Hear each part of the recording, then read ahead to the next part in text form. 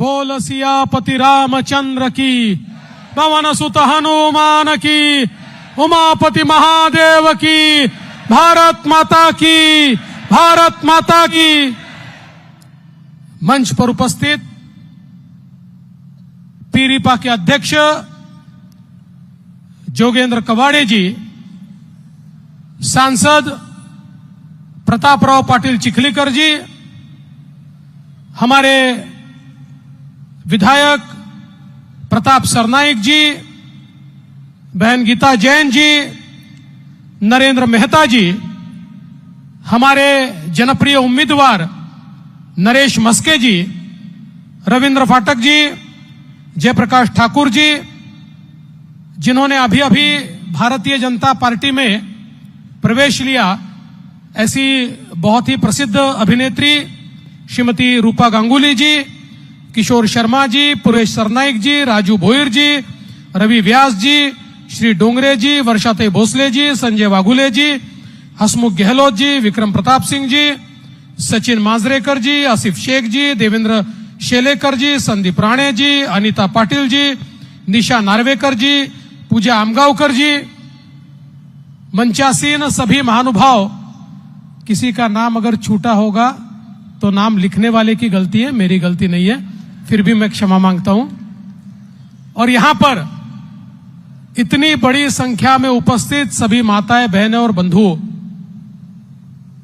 आज मुझे बहुत खुशी है कि मीरा भाईंदर में हम सभी लोग लोकसभा के चुनाव में हमारे उम्मीदवार नरेश मस्के जी को आशीर्वाद देने के लिए यहां पर एकत्रित आए हैं।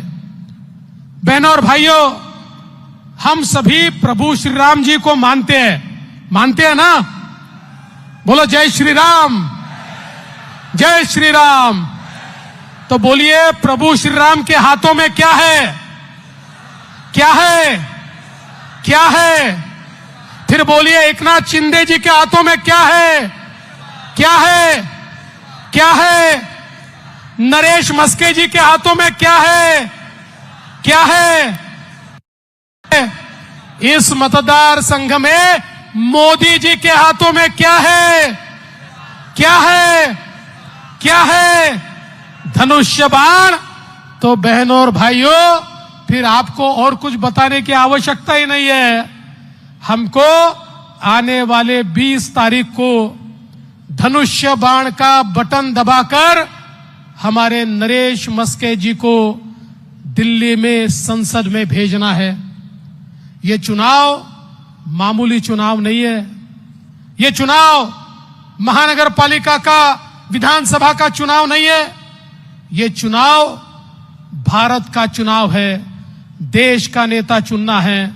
देश किसके हाथों में महफूज होगा, देश को कौन विकास की ओर ले जा पाएगा, देश के आम आदमी का सपना कौन पूरा कर सकता है, इसका निर्णय करने वाला ये चुनाव है।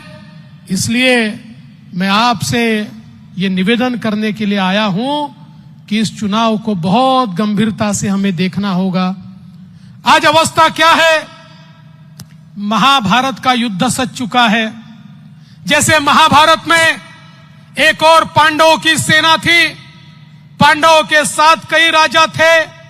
दूसरी ओर कौरवों की सेना थी, कौरवों के साथ भी बहुत बड़े पैमाने पर राजे थे, रजवाड़े थे और युद्ध सजा था।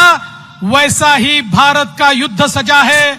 एक और विश्व गौरव, विकास पुरुष नरेंद्र मोदी जी पांडवों की सेना लेकर खड़े हैं और इस सेना में मोदी जी के साथ हमारे शिवसेना के एकनाथ शिंदे जी हैं, हमारे एनसीपी के अजीत पवार जी हैं, हमारी मनसे है, हमारी रिपाई है, हमारी पीरीपा है, हमारी जनसुराज्य है, हमारी रैयत क्रांति है। ये सब मिलकर पांडवों की सेना तैयार हुई है। और कौरवों की सेना में कौन है? राहुल गांधी है। और राहुल गांधी जी के साथ 24-25 पार्टियों की खिचड़ी है। लेकिन मैंने उनको कहा अरे खिचड़ी वालों, ये तो बताओ, हमारा तो तय है, हमारे तो प्रधानमंत्री मोदी जी है, आपका प्रधानमंत्री का उम्मीदवार कौन है? कोई बोलने को ही तैयार नहीं है।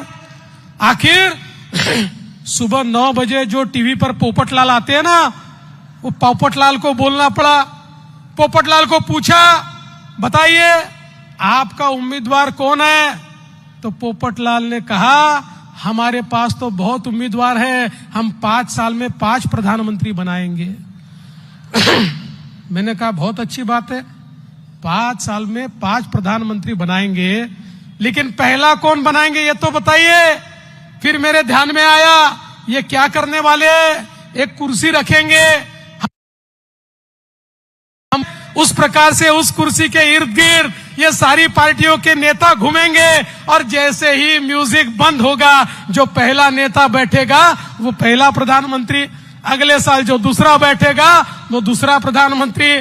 प्रधानमंत्री के पद को घंटा कुर्सी जैसा इन लोगों ने बनाया। और इनको बताओ, ये प्रधानमंत्री का पद है, ये तुम्हारे घर का पद नहीं है, ये तुम्हारे उद्योग का पद नहीं है, ये तुम्हारा प्राइवेट प्रॉपर्टी का पद नहीं है, ये देश के प्रधानमंत्री का पद है। इसको बंटवारा करने का अधिकार तुमको नहीं है। और इसीलिए देश की जनता ने ये तय कर लिया है, इस देश में फिर एक बार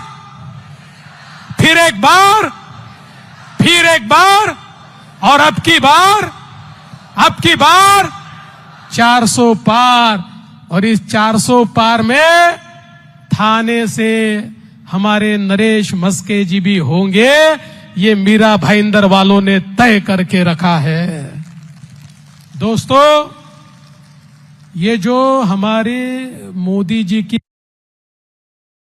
विकास की ट्रेन है, विकास की ट्रेन, अभी अपने यहाँ मोदी जी के आशीर्वाद से मेट्रो आने वाली है, ऐसी हमारी ये विकास की ट्रेन है। हमारे विकास की ट्रेन को मोदी जी का इंजन लगा है, मजबूत इंजन है।